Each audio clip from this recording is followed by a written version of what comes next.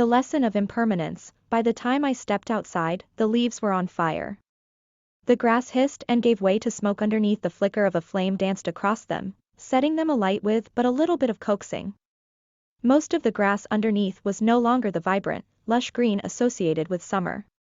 Instead, it had faded to a dark green mixed in with dead grass and orange-brown leaves. Now, over a quarter of the lawn was blackened. I flicked up my gaze to two boys. Mischievous grins plastered on their faces.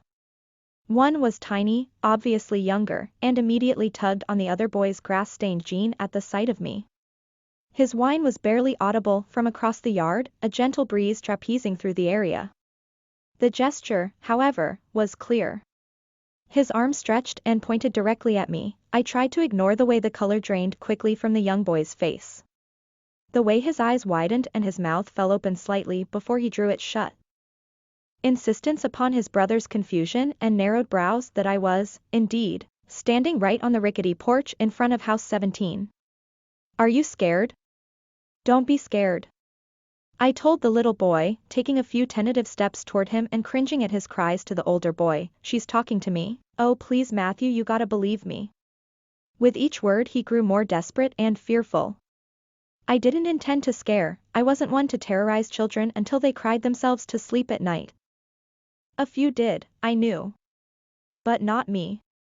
I was nice. The older boy, Matthew, just tugged his jeans away from the younger one's grasp. He didn't look scared or even mildly unnerved, and though it was not my intention to scare, his arrogance frustrated me, for I could not explain. The discomfort wafted off of him like a foul smell, but it wasn't because of my presence. It was because of the little boy's. Why? I would ask him if I could. What makes the little boy that idolizes and relies on you irritating? Do you not see your indifference affects him? But as always, I was rendered invisible and unable to communicate with them. My eyes narrowed on the little one. His hands clenched tightly at his waist after being shaken off by Matthew.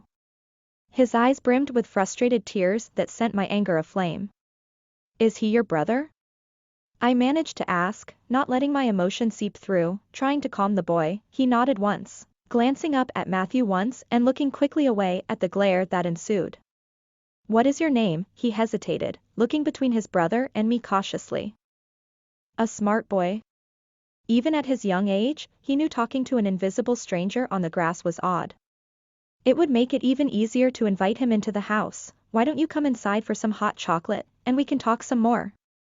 My voice was sweet like honey, and I stepped down toward the boy and offered him my hand.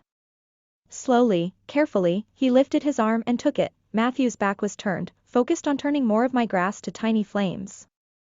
Occasionally forcing a leaf into the fire and holding it until it crumpled down to the stem and the breeze carried bits of the leaf away. His fascination with fire matched mine, but that may have been the only way we were the same. It wasn't until the little boy was looking back on the steps that he called out for him, but it was too late. I closed the door, pulling in the little boy with haste, biting my lip when the little boy wouldn't tear his gaze from Matthew. Despite how horrid he was treated, he still refused to sever his connection with him. I hated to be the one to do it, but still, my lip lifted with pleasure at the lesson Matthew would inevitably learn. The impermanence of people's lives tangled with yours. How you should savor every moment, clutching onto those close to you like they might slip away if you look the other direction. Gently tugged someone's fingers from the hem of your jeans. "Who are you?" he asked, his fingers tugging at the hem of his black Batman shirt. I could sense the worry and hesitation in every tight breath. "My name is Omisha," I answered quickly, running my fingers through his hair. "What is your name?" "Ethan," and after a moment's hesitation, "I'm sorry we lit your lawn on fire. It was your brother's fault." "I don't blame you." He nodded, and my attention was just drawn to how much he was shaking.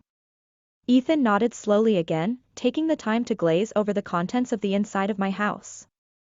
I wasn't proud of it. I spent most of my time outside watching the humans interact.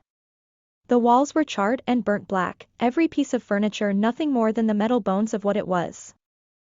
Nobody ever lived to see inside of it, and he would have no different fate. WHWH. The question died on his lips, and I gently squeezed his shoulders. I felt this boy's emotions like they were my own, detected every twitch and nervous smile.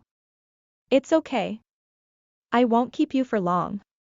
You promised hot chocolate. Bài học về sự dũng cảm khi tôi bước ra ngoài, lá đã cháy. Cỏ rít lên nhường chỗ cho khói bên dưới ánh lửa chập chờn nhảy qua họ, khiến họ xuống xe chỉ bằng một chút dỗ dành. Phần lớn thảm cỏ bên dưới đã không còn là màu xanh tươi tốt rực rỡ gắn liền với mùa hè. Thay vào đó, nó đã chuyển sang một màu xanh đậm xen lẫn với cỏ chết và những chiếc lá màu nâu cam. Bây giờ, hơn 1/4 bãi cỏ đã bị đen. Tôi đưa mắt nhìn hai cậu con trai, nụ cười tinh quái hiện rõ trên khuôn mặt của họ. Một đứa nhỏ xíu, rõ ràng là trẻ hơn, và ngay lập tức giật mạnh chiếc quần jean nhuộm màu cỏ của cậu bé kia khi nhìn thấy tôi.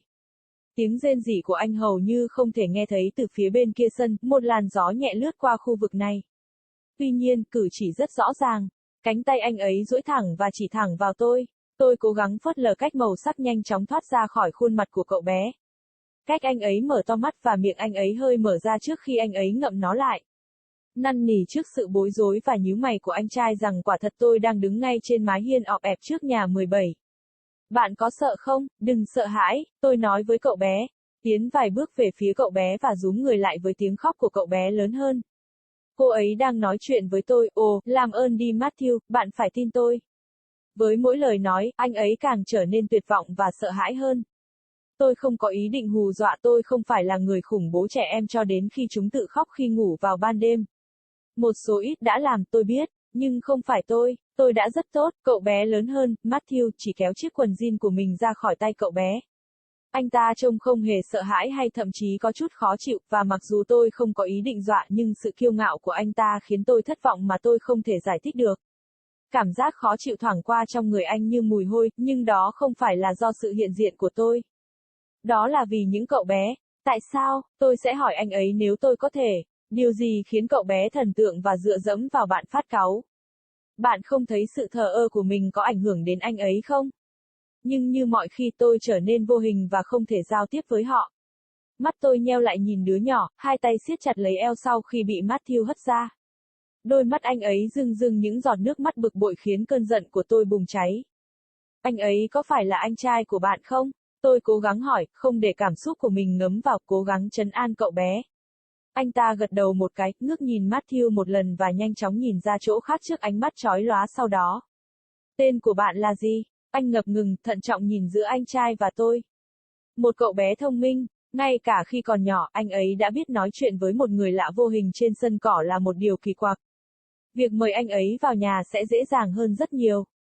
Tại sao bạn không vào trong nhà để thưởng thức một ít sô-cô-la nóng, và chúng ta có thể nói chuyện thêm chút nữa? Giọng tôi ngọt như mật, tôi bước xuống và đưa tay cho anh ấy. Một cách chậm rãi, cẩn thận, anh nhấc cánh tay của mình lên và nắm lấy nó. Matthew quay lưng lại, tập trung vào việc biến nhiều cỏ của tôi thành những đốm lửa nhỏ. Thỉnh thoảng buộc một chiếc lá vào lửa và giữ nó cho đến khi nó vò nát xuống thân cây và làn gió cuốn những mảnh lá đi. Niềm đam mê của anh ấy với lửa phù hợp với tôi, nhưng đó có thể là cách duy nhất mà chúng tôi giống nhau. Mãi cho đến khi cậu bé đang nhìn lại các bậc thang, cậu mới cất tiếng gọi anh. Nhưng đã quá trễ rồi. Tôi đóng cửa lại, vội vàng kéo cậu nhỏ vào. Cắn môi khi cậu bé không rời mắt khỏi Matthew. Dù bị đối xử kinh khủng như thế nào, anh vẫn không chịu cắt đứt mối liên hệ của mình với anh ta. Tôi ghét phải là người làm điều đó, nhưng tôi vẫn nhếch môi lên vì sung sướng trước bài học mà Matthew chắc chắn sẽ học được. Sự vô thường của cuộc sống của mọi người quấn lấy bạn. Bạn nên tận hưởng từng khoảnh khắc như thế nào?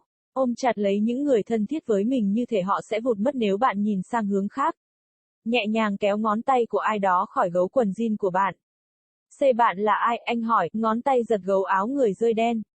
Tôi có thể cảm nhận được sự lo lắng và do dự trong từng nhịp thở gấp gáp. Tên tôi là Omisa, tôi trả lời nhanh chóng, luồn ngón tay vào tóc anh. Tên của bạn là gì? Ethan, và sau một lúc do dự, tôi xin lỗi vì chúng tôi đã đốt cháy bãi cỏ của bạn. Đó là lỗi của anh trai bạn. Tôi không trách bạn, anh ấy gật đầu, và sự chú ý của tôi chỉ tập trung vào việc anh ấy đang run rẩy đến mức nào. Ethan lại chậm rãi gật đầu, dành thời gian để xem xét những thứ bên trong ngôi nhà của tôi. Tôi không tự hào về điều đó, tôi đã dành phần lớn thời gian ở bên ngoài để xem con người tương tác. Những bức tường bị cháy đen, mọi đồ đạc không khác gì những bộ xương kim loại. Không ai từng sống để nhìn thấy bên trong nó, và anh ta sẽ không có số phận khác.